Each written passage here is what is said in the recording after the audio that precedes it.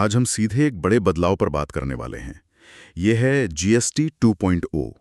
ये नई टैक्स व्यवस्था 22 सितंबर से लागू हो गई है और इसका असर लगभग हम सब पर पड़ने वाला है। तो चलिए इसे थोड़ा गहराई से समझते हैं। तो जीएसटी 2.0 सबसे पहली और बड़ी बात, पुरानी वाली जो 4 स्लैब की व्यवस्था थी, 5%, 12%, 18%, 28%, वो अब खत्म। हाँ, वो अब इतिहास बन गए हैं। बिल्कुल। अब मुख्य तौर पर 2 ही स्लैब हैं। एक 5% का जो ज्यादातर जरूरी सामानों के लिए है और दूसरा 18% जो बाकी की ज्यादातर चीजों और सेवाओं पर लगेगा। हाँ, ये सरलीकरण की दिशा में एक बड़ा कदम लगता है, 5% और 18%। लेकिन यहाँ बात थोड़ी और दिलचस्प हो जाती है। एक तीसरा स्लैब भी है, सीधा 40% का। 40%? हाँ, ये रखा गया है सिन गुड्स के लिए और महंगी लग्जरी आइटम्स के लिए। सिन गुड्स मतलब जैसे सिगरेट, तंबाकू उत्पाद। नुकसानदेह मानी जाने वाली चीजें। हाँ, और महंगी गाड़ियाँ, कैसीनो, ऑनलाइन गेमिंग, लॉटरी, यहाँ तक कि आईपीएल के जो बहुत महंगे टिकट होते हैं वो भी शायद इसी में आएंगे। अच्छा, तो ये 40% वाला स्लैब साफ तौर पर कुछ चीजों को मतलब या तो हतोत्साहित करने के लिए है या फिर उनसे ज्यादा राजस्व कमाने के लिए। लेकिन जो आम उपभोक्ता है उसके लिए तो वो 5% और 18% वाले स्लैब ही ज्यादा मायने रखते हैं ना? बिल्कुल सही। तो सस्ता क्या हुआ है, यानी किस पर टैक्स कम हुआ है?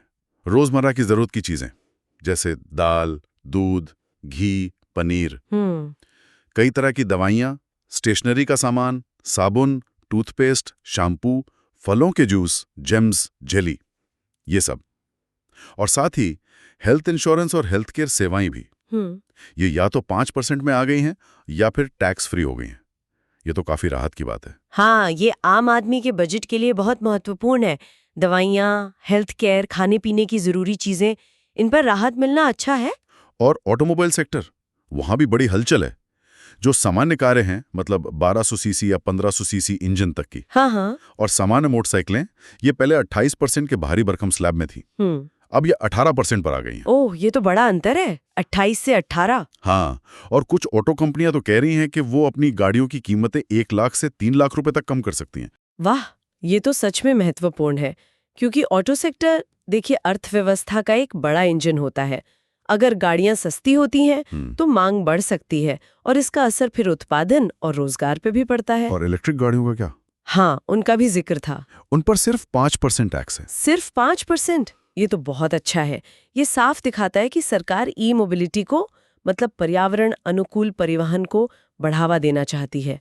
और घर के सामान जैसे एसी, फ्रिज, वॉशिंग मशीन, हाँ, कंज्यूमर ड्यूरेबल्स और 55 इंच तक के टीवी, ये सब भी 28% से उतरकर अब 18% वाले स्लैब में आ गए हैं। अच्छा, तो अंदाजा ये है कि इनकी कीमतों में भी कोई 8-10% की कमी आ सकती है। ये भी मध्यम वर्ग के लिए अच्छी खबर है। त्योहारों का सीजन भी आ रहा है तो शायद बिक्री बढ़े। इससे बाजार में मांग पैदा होती है जो जरूरी है। लेकिन जैसा होता है, कुछ चीजें महंगी भी हुई हैं। हाँ, वो 40% वाली लिस्ट। हाँ, वो 40% वाली लिस्ट हमने देखी। सिगरेट, गुटखा, पान मसाला, सुपारी, फिर वो 350 सीसी से ज्यादा इंजन वाली महंगी बाइक्स। अच्छा, हाई एंड बाइक्स भी। हाँ, कैसीनो, लॉटरी, ऑनलाइन गेमिंग और बेटिंग, इन पर तो दाम बढ़ना लगभग तय है। और इनके अलावा भी कुछ चीजें हैं जिन पर टैक्स का बोझ बढ़ा है। जैसे कोयला, शराब का भी जिक्र है, हालांकि टैक्स रेट क्या है वो साफ नहीं। हवाई यात्रा का बिजनेस क्लास महंगा हुआ है और कुछ दर्द निवारक दवाइयां भी, वो अब ज्यादा टैक्स के दायरे में। अच्छा, तो मिला जुला असर है, कुछ सस्ता कुछ महंगा। अब सरकार का पक्ष अगर देखें तो उनका कहना है कि भाई इन बदलावों का मकसद है सिस्टम को आसान बनाना और आम उपभोक्ता पर टैक्स का बोझ कम करना। उम्मीद ये लगाई जा रही है कि जब लोगों के हाथ में खर्च करने को ज्यादा पैसा होगा, मतलब डिस्पोजेबल इनकम बढ़ेगी, तो वो ज्यादा खर्च करेंगे पर्यटन पर, खरीदारी पर। हाँ। और इससे अर्थव्यवस्था को रफ्तार मिलेगी, खासकर छोटे और मंझोले उद्योगों को, MSMEs जिन्हें कहते हैं, डिजिटल स्टार्टअप्स और घरेलू उत्पादन को भी बढ़ावा मिलेगा, ऐसा उनका मानना है। ये तो हुई मतलब आदर्श स्थिति जो सरकार सोच रही है।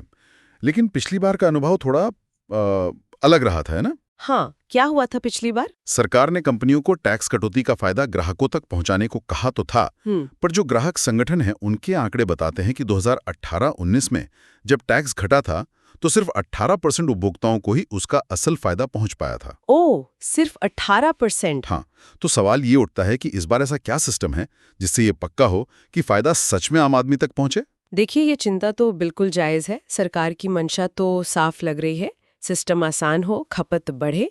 लेकिन इसका क्रियान्वयन, मतलब ये लागू कैसे होता है और असल में असर क्या होता है, वो देखना पड़ेगा। क्या कंपनियां खुद से दाम कम करेंगी या नियमों का दबाव होगा? क्या ये महंगाई को काबू में लाने में मदद करेगा या फिर कुछ चीज़ों के दाम बढ़ने से दूसरी चीज़ों पर बुरा असर पड़ेगा? इस पर बहुत बारीकी से नज़र रखनी होगी।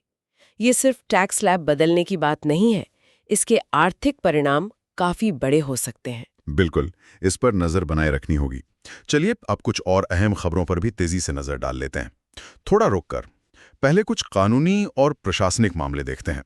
अभिनेत्री जैकलिन फर्नांडिस से जुड़ा जो मनी लॉन्ड्रिंग केस है, हाँ, वो काफी चर्चा में रहा है। उसमें सुप्रीम कोर्ट ने उनकी अग्रिम जमानत याचिका खारिज कर दी है। अच्छा, तो अब मतलब ये कि अब प्रवर्तन निदेशालय ईडी उनसे पूछताछ तेज कर सकता है। एक और खबर उत्तर प्रदेश से है।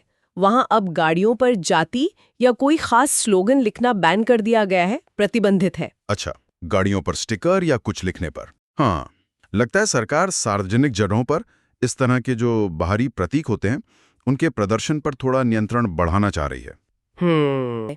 और एक थोड़ी अनोखी सी घटना हुई दिल्ली कानपुर फ्लाइट में। क्या हुआ? विमान में एक चूहा मिल गया। चूहा फ्लाइट में? हाँ, और उसके बाद उड़ान में 3 घंटे की देरी हो गई। जाहिर है, सुरक्षा पहले। बिल्कुल, यात्रियों की सुरक्षा के लिए इंजन और कैबिन की पूरी तरह से सफाई और जांच करनी पड़ी।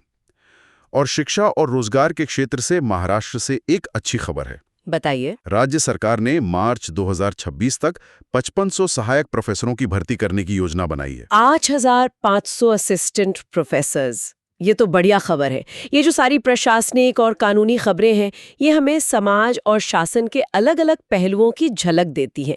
चाहे वो वित्तीय अपराधों की जांच हो या सामाजिक प्रतीकों का नियमन या फिर सार्वजनिक सेवाओं में आने वाली ऐसी अजीब सी बाधाएं और भर्ती प्रक्रियाएं हों। हाँ बिल्कुल, अब अगर हम विज्ञान और अंतर्राष्ट्रीय दुनिया की तरफ देखें, नासा ने 6000 नए एक्सोप्लैनेट की खोज की पुष्टि की है। 6000 नए ग्रह हमारे सौरमंडल के बाहर? हाँ, ये हमेशा ही बहुत रोमांचक होता है ना। बिल्कुल, हर नई खोज ब्रह्मांड में जीवन की संभावनाओं के बारे में हमारी समझ को और बढ़ाती है। और भारत में किसानों के लिए एक राहत की खबर है।